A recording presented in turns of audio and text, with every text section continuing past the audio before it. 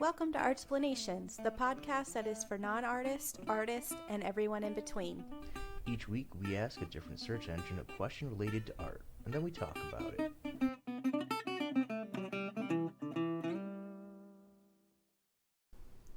Hello, welcome back to the podcast. I'm Joanna Bolsons, and with me is Andrew Malcheski. And today, we are going to be asking the question, where to buy art?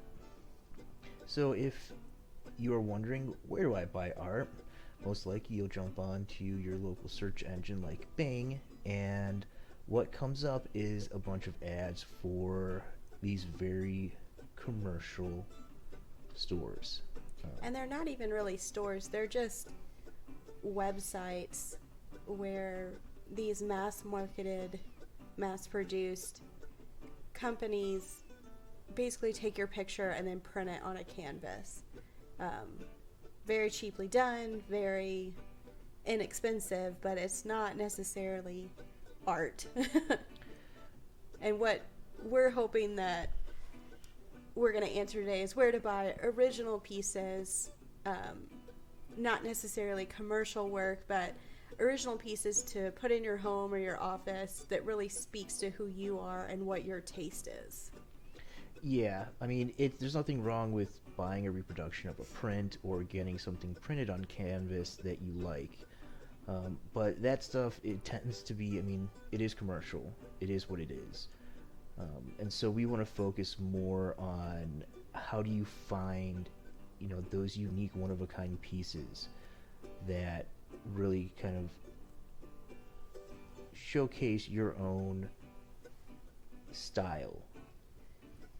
So other than going to one of those giant commercial websites, a great place to start are galleries. So before we go any further, I do just want to say that if our conversation today seems like we're trying to remember a conversation we've had, it's because we had this conversation. We recorded it and everything. Yeah. But we lost the audio due to some corrupted files. So we are now re-recording this episode. And trying to remember those great philosophical quotes that we came up with. Yeah, it was honestly pure gold. The best episode we've ever recorded, and just lost tragically it all. Lost. It's the Library of Alexandria of our podcast. Yeah. So one of the first places you could start to look at one-of-a-kind original pieces are galleries. You can find them usually in larger cities, downtown. You can get on Google Maps of your own area and just put in galleries, and they'll either be having a show with a bunch of different artists, or they might be owned by a specific artist if they're lucky enough to represent themselves. And you can check them out and see if their style is what you're looking for, see if it's in your price range. But galleries are a great way to start and to support local. Yeah, and some galleries, they put out calls to artists, and so you can see work from across the country or internationally, depending on what kind of show the gallery's putting on. And typically they'll have free events, what's called either a First Friday or Art Walk, usually once a month, but they'll open their doors not only to the gallery itself, but a lot of times to the artist studio. So you can kind of get to know the artists individually and see where they work. And like I said, they're usually free, and they'll have refreshments, wine, cheese, whatever. So even if you don't wind up purchasing anything, it's a great way to get out in your community, meet some new people, maybe make it a fun date night. Instead of meeting up at a movie theater or a restaurant, you can meet up at a gallery and have a fun little adventure. So these kind of events that they have, not only that, they also do usually openings. If you go to like a contemporary gallery that is more focused on exhibiting a wider range of work than representing a select group of artists, like here in San Antonio we have Blue Star Contemporary, where they don't represent specific artists. I don't think they do. I think they do residencies, but I think it's rotating. Yeah. Or maybe I'm thinking of Art Pace. I know Art Pace definitely has residents. Yeah, there's generally two, I guess, two kinds of galleries. One that represents a specific group of artists, and one that tends to have exhibitions from a wide range of artists and brings in shows from all around. And so they'll generally have openings that run anywhere from a month to 3 months, depending on how they're set up. And those are great places where you can go and just see contemporary artwork that is constantly changing, constantly evolving. If you do want to purchase something, a lot of times they'll have a tag with the artist, a little bit about the work, and then a price. And you can either talk to one of the attendants at the gallery. If you're lucky, you'll get to meet the artists themselves and talk to them about it and say, hey, I want to purchase it. It's pretty straightforward. As far as the pricing goes, typically when you go to galleries, it's going to be a little bit more expensive because the artist has to cover not only their supplies and their time, but the gallery itself takes a percentage. So they're going to want to up their price a little bit to cover that, which is completely understandable. They still need to make somewhat of a profit, and the gallery needs to remain afloat as well. Yeah, and if you're an artist and you've never really had to deal with a gallery, they generally take about 40 to 50%, maybe a little bit more. And a lot of what they do is they find collectors, they advertise, they put on shows, they make space available for your work to be shown, and they earn that 50 to 40% of the commission. Yeah, and they'll do the marketing for you. They know how to draw a crowd in, whereas if it's a local coffee shop that you're trying to put on yourself, might not be so much. Yeah, I mean, they also, if they're having a group show, they might tie your work art historically to other works or other movements or other fields. They're able to talk about your work in a way that is sometimes outside of the focus of what you generally make work on, and they can see connections where you might not be able to. Awkward segue, because Yeah. I don't remember how we tied it in. Well, that's a great way to go out and see work at a gallery. It's the formal space that artists traditionally have shown in. And kind of the traditional way patrons would purchase work. Yeah, and But- also how patrons would meet artists, which leads us to our next topic, which is you can purchase artwork directly from artists without having to go through a gallery. Which is great considering we're in the digital age. It really has opened the doors for artists to present their works on their own and not have to pay for a middleman if they chose to do it this way.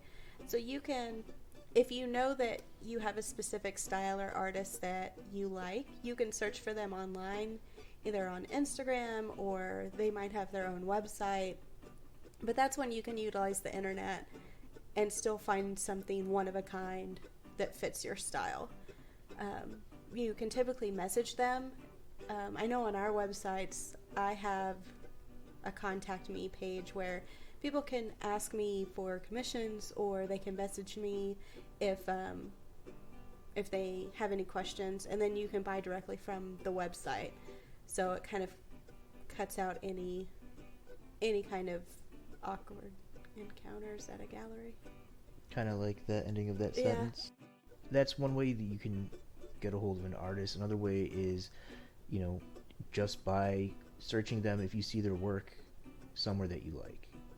Looking for something if you have a room that's themed leopard print, looking for artists that do leopard print work.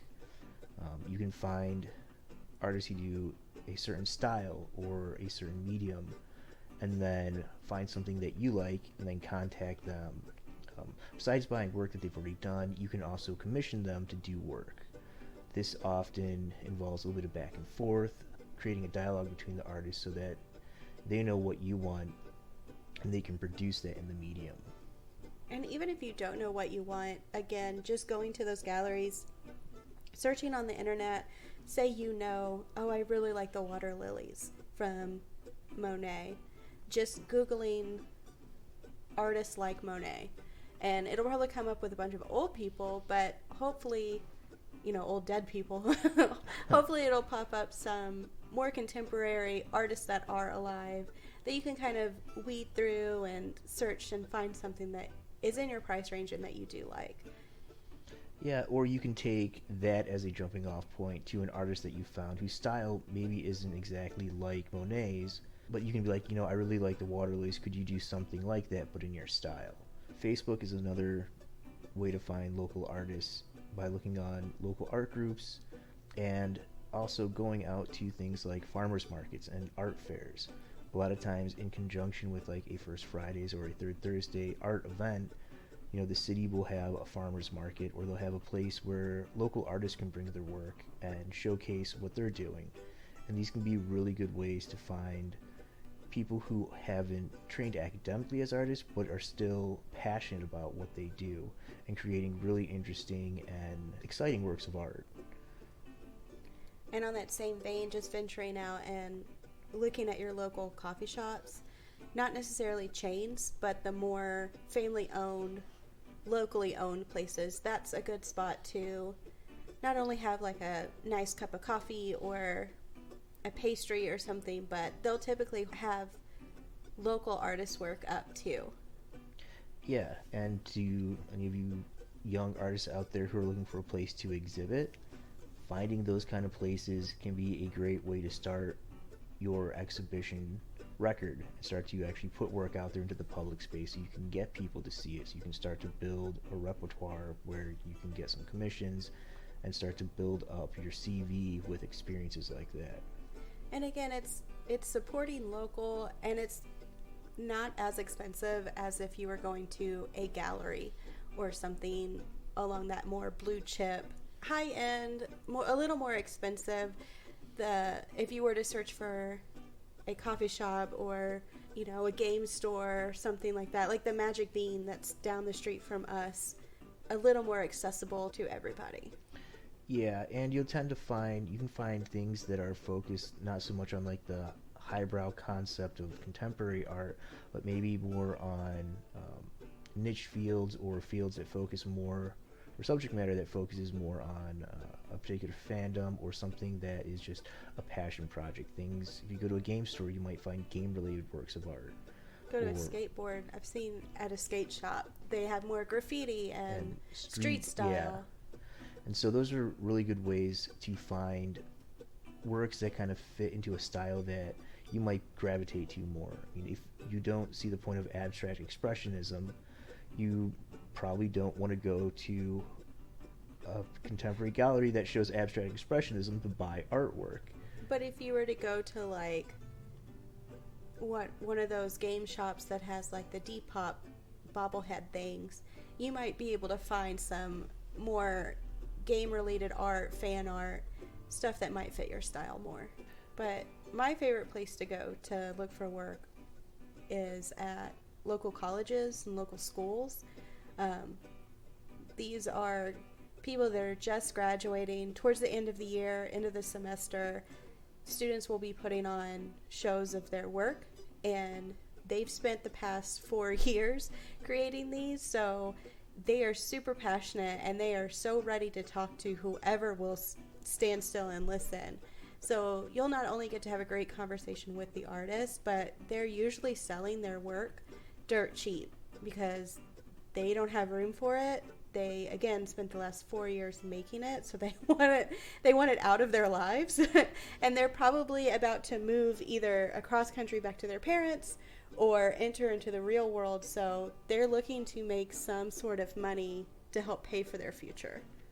Yeah, and I mean, school is a place where you are constantly talking about the work you've made. You're constantly developing ideas and concepts, and so you are very knowledgeable about the theme, the subject, and you've had your peers critiquing and helping you develop your skill set and helping you build. And so it's a really good place that when you buy work, you can talk to artists and you get a great story about the work, and you can gain a deeper appreciation for what you see. And it's also a good way to kind of expand your horizons because you get that chance to talk to the artist. There might be things that you see that at first you don't like, but after you hear why they are the way they are, why the mediums are and the choices the artist made in producing it, you might come away with it with a new appreciation for a particular medium or style of art that going into it you didn't really enjoy. And the schools usually, you can either find the shows on their website because the art department usually promotes it. You can also go look on the message boards or the bulletin boards on campus to find out when there is a show. And they usually do a setup a lot like First Friday or Thirsty Thursday, whatever, where they'll have light refreshments and maybe some wine depending on the location of the show. I know some students have their shows off campus so that they can have a little bit of alcohol. So again, it's a great date night to, or girls' night if you are single, to go do something new, see something different, and like Andrew said, broaden your horizons and kind of just do something that you normally wouldn't do. Yeah, most universities or colleges, they have a gallery or two or three. And even if you don't go at the end of a semester when all the students are graduating, the galleries are still bringing in professional artists for their students that they will have shows of. And so it's another great way to discover new artists. There's usually an artist talk, which is generally open to the public, which is a great way to learn about the work that you see, to see who the artist is, to talk to them. Open to the public as in free. Yeah. Like, you don't have to pay $5 or whatever to see it. We're currently coming into the end of the first year of the pandemic. In-person things aren't happening, but a lot of universities and a lot of these institutions, they have either shifted to a reservation model to keep in-person gatherings to a minimum or to an acceptable level. So you can usually call ahead and simply make a reservation and still go view work in person, or they've moved to a online format where you can zoom into a digital talk and hear the artist talk about something, or see work kind of shown in a digital manner. So you can still, it's not as good as in person, but it's still a way to view work without breaking, the guidelines that are in place. And their website will usually say if it's that way or not. And then now that we have Instagram and Facebook, the galleries themselves usually have their own Instagram, Facebook. So you can give them a like and a follow, and you can kind of keep yourself updated without having to actively think, oh, let me go check this out. You can just simply follow the gallery, and they'll post when they have somebody else coming to show their work. If you live in a larger metropolitan area like Chicago, New York, LA, San Francisco, Dallas, a lot of these cities, metropolitan areas, they have art districts where there will be multiple galleries and artist studios, and it's a really good way to go out and you can just hop from one to the other to the other. When I lived in Chicago, we would go down for First Friday to one art area and then move up to the north side and then back down and just go from gallery to gallery and see all these different works of art. And so you can make an entire night out of it once the pandemic's over. Yeah. So those are probably most of the ways that you could go out and find some artwork to buy. Our next question is, though, why is art priced the way it is? And we figured having these two questions in the same episode just seemed smart because they kind of tie into one another. So one of the reasons why artwork is priced the way it is, if you look at a drawing or a painting or a sculpture and you're like, $600, $1,000, why is it priced that way? Well, as we said, if it's being shown through a gallery, one of the reasons why it might be priced higher than you would think is because it's not just the artist, it's the gallery as well. And so that can increase the cost due to the fact that there is now an entire separate entity that is involved in the showing, storage, and sale of the work. Like we said, you can also get online and look at the specific artist's website. They might sell it cheaper if it's coming directly from them. They also might have prints that will be cheaper. Yeah, and so an artist print or a reproduction of like a painting or something isn't what we're talking about at the beginning where you can find these kind of mass marketed things. An artist print is generally a very limited edition, high quality reproduction. It's on specific paper to give it that weight and have the color be just as vibrant on this paper as it is on the canvas with the actual globs of paint. Those mass marketed websites that are printed on canvas, it's the cheapest that they can get away with. A lot of times they'll just texture in brushstrokes and they don't actually conform to the marks of the original. So it doesn't really fit. Like, I don't want to sound like we're harping on those, because if you like it, you like it. Cool. If it's in your price range and that's it, that's the only thing you can afford, that's fine. But again, we're talking about quality over quantity. And so they're just not going to come out with that same vibrancy and the same texture that you would an actual artist print or their original work. And if you look at an original and you're thinking, wow, that 4x6 painting is $300 or $600, you can think, like, it must have only taken them a little bit of time to do that. Why would that be so expensive? One of the reasons for that is the cost of the medium. Paints,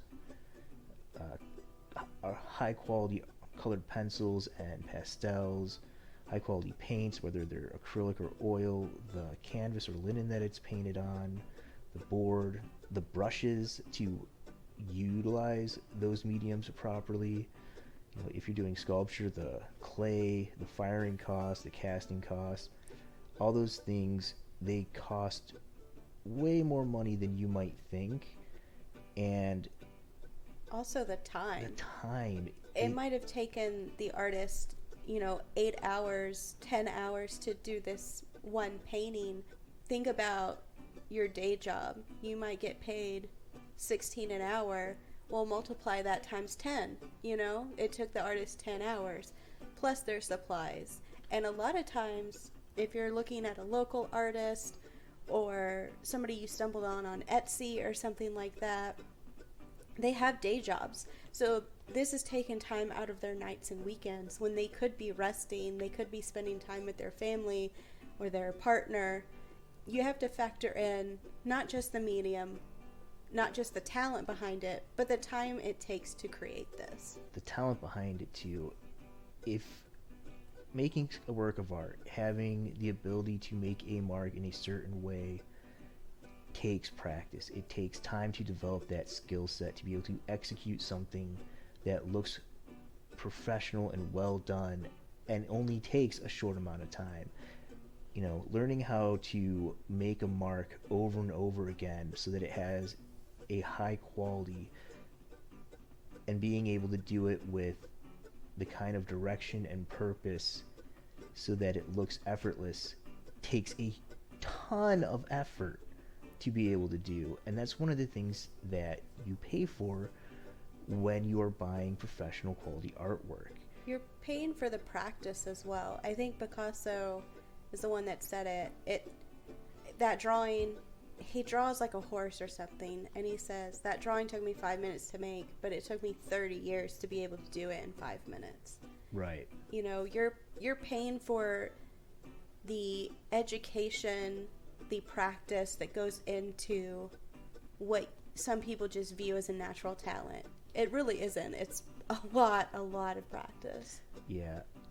The arts, any of the arts, the fine arts, whether it's music, ballet, dancing, sculpture, anything like that, it's not a talent. You might start off with a little bit of ability and have a slight natural inclination towards a certain medium, but you don't master that medium. You don't get good at it without putting in the work. It reminds me of a story my dad told me. He played violin, and he was talented, and so he didn't really practice because he was just, kind of naturally gifted, and he kind of floated on it. He did that through high school. He didn't really practice, and then once he graduated, he noticed that all these people that he used to be better than were getting scholarships to go to Juilliard and go to other colleges for music, and he couldn't. And he realized it's because he never practiced. He was just kind of like had that gift to be able to do this thing, and he was okay enough that he could get by with doing the bare minimum, that when it finally came down to, excelling and developing true skill, he hadn't. And the same is true for artists. Someone in their formative years might have a natural inclination towards being good at painting or drawing, but you don't truly master that or get good without spending a lot of time practicing and working to develop that budding talent into a true skill. And if a piece of work is still out of your price range, you might like this one lady's landscape paintings, but they're a little out of your price range. You can either look or ask her if she has prints, and you can also just ask if she does commissions for smaller pieces and kind of talk to them. I know I've reached out to one artist that I loved, and his stuff was out of my price range, and I said, okay, well, thanks, maybe next time I'll save up, whatever. And he directed me to a clearance section on his website because they were slightly flawed pieces, but he was willing to sell them for like 70% off what they normally are, just because he knows that some people can't afford his usual $1,200 mixed media pieces. Just reaching out to them and talking to them, it's perfectly fine. We love the fact that you're at least looking and you're interested. I mean, a sale is great, but just the fact that you're appreciative and looking at my stuff, that puts me over the moon too. If you can't afford the 6x10 canvas, see if they have a 5x3. Ask them if they have something that's within your price range, or if you could commission them to do something within your price range.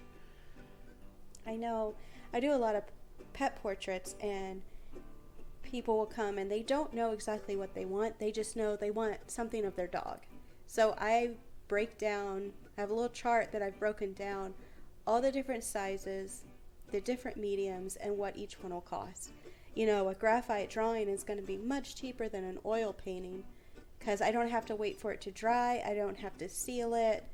Paper is a lot cheaper than canvas. I don't have to build a frame or anything. So I kind of guide them like, hey, if you really want this oil painting, but you can't afford this size, I'll do, an 8x10 will be cheaper than 16x24. So just talking to the artist, and even if you don't have an idea of exactly what you want, just being able to have that conversation, that's gonna help you get what you want. Because I know I usually have a set of 20 questions that I ask each client because I want to make sure they like what I give them. And the worst thing is to have an angry client. Thankfully, knock on wood, I've never had one. But again, it's because I ask all these questions. And I would rather them be annoyed that I'm blowing up their text message, asking them what they might see as minute, irrelevant details. But to me, it means something. And I want to make sure I'm going to make something that they want. So these are some of the places you can go to find art, and some of the reasons why artwork is priced the way it is. There's not really any reason to not buy something, is there? I mean, if it's not your taste, it's not your taste. There are plenty of times we've gone out to Art Walk and we've not bought anything, but it was a fun night out, got us out of the house. Pre-COVID, of course. Yeah. And don't expect to decorate your house within the first 3 trips out. I know we have a house full of stuff, but it's because we're surrounded by our friends. We did a lot of trading in school. And supporting them by buying their work outright. Yeah. And, they've done the same for us. And it's 2 different people's massive art collections that are added together. It's not just yours or just mine. Ultimately, I would say don't buy things you don't like. Find something that you like, something you enjoy, something that makes you smile or brings happiness into your life, and then put it in your home so that you can keep doing that. I think that's one of the best reasons to have artwork in your home and artwork around you, is because, for me, everything that we own, everything that we've bought or has been traded with a friend or another artist, there is a story behind each of those pieces. There's a memory associated with it, as well as a concept in the piece itself that when we see it, it makes us think about those things, and it brings joy into our lives. Yeah, we're surrounded by our friends even when we're not. You know, we go down the hallway, there's Ross, there's Javi, Jonathan, and there's Allison, and Patty, and Sauce, you know. yeah, it's been helpful, especially during this past year. Yeah. Zoom only does so much. Right. Well, I think we hit all the parts that we talked about last time. Yeah, and if we didn't, then we're sorry you're missing out on such great podcast gold. It really was the best episode. Y'all are was, missing wasn't out. it? Yeah. We were so good. If you have any questions about how to purchase artwork, how to ask for a commission, if that's kind of daunting to you, send us a message on our website. We'll be happy to talk more about it and hopefully answer your questions in a future podcast. So thank you for listening. Join us next time. As always, I'm Joanna Bolsons. I'm Andrew Malcheski, and hopefully you're you. Thank you for listening to our podcast. It means so much that you would take the time to listen to us. If you like what you hear and would like to help us out, please give us a review and like on your podcast app and iTunes. Comment and tell your friends and family. We would also like to thank the Joy Drops and Free Music Archive for our music. We want to have a conversation. This means that any research we do for a subject is often done a week or two before we record, and our notes are minimal. This also means that as we talk about things, we might make mistakes, like in the pronunciation of names or the misattribution of a statement or a piece of work, and the messing up of titles and dates. If we do and we notice, we'll put a correction in the show notes. And if we don't, let us know so that we can. The best place to contact us is on our website, www.artsplanations.com. There you can find out more about us, the show, and each episode. You'll be able to find every artist quote and most of the specific vocabulary we use in each episode, as well as a list of upcoming topics. We invite you to join the conversation, so please let us know what you think. If you have suggestions or topics for discussion, you can let us know at our website, www.artsplanations.com. If you are curious about our artwork, the best place to find it is on our Instagrams. I'm at Andrew Malcheski, that's at AndrewMalczewski. And I'm at joanna.bolsons.artist. That's JOANNA.BOLSINS.ARTIST.